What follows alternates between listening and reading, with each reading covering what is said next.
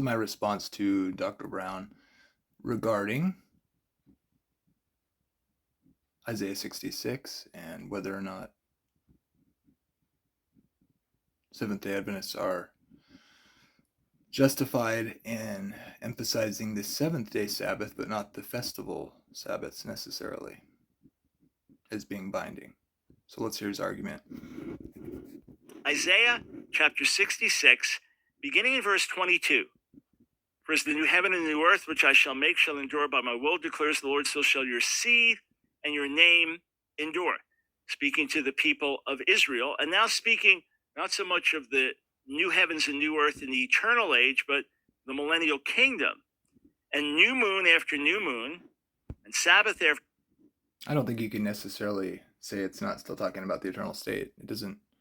I think it's an assumption here, perhaps because it's talking about astronomical timekeeping, and perhaps he thinks that isn't the case in the eternal state, although I don't think there's any reason to think that. And it doesn't specifically say it changes to a different aeon or period. But it may be the case. I just don't think you can actually show that. I think it's just a really common view regarding the reference here based on the details. The Sabbath, all flesh shall come to worship me, said the Lord. So the whole world will come to worship the Lord every new moon, every Sabbath.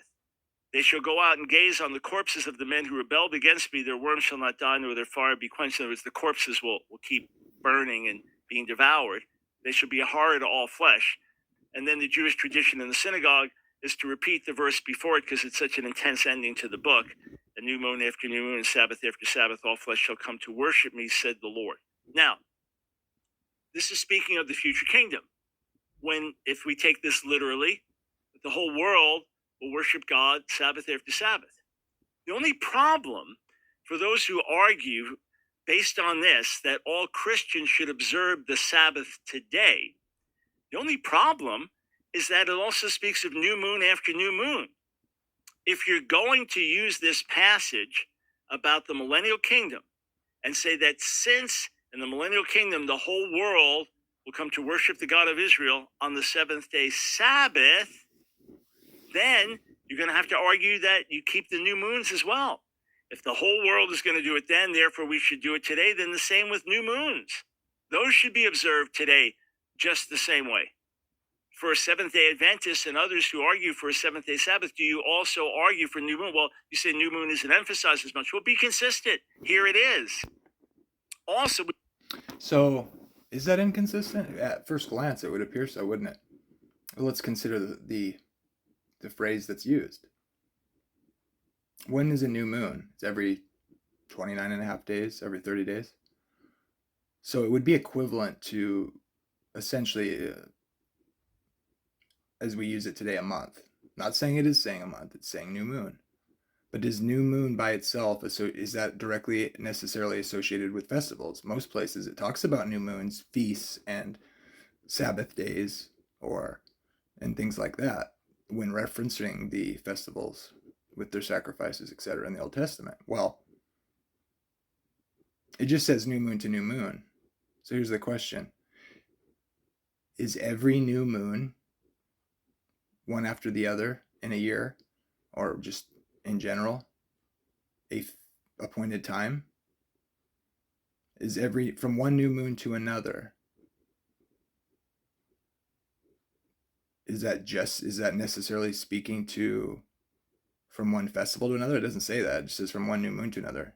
I think a good translation would be month to month, because that was a month's equivalent. It doesn't say anything about feasts there. And from one Sabbath to another, you could maybe make the same arguments as talking about week to week, but every Sabbath, every weekly Sabbath was an appointed time. Every weekly Sabbath was made holy by God's presence. Every new moon wasn't made holy by God's presence. In regards to worship, that was the day of worship, the Sabbath. Every Sabbath was a day of a holy convocation, set apart, made holy. But not every new moon is the same.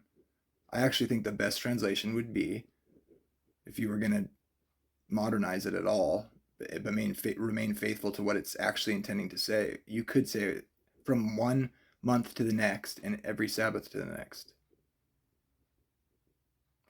And why do I say that instead of week? Well, because every Sabbath was an appointed convocation.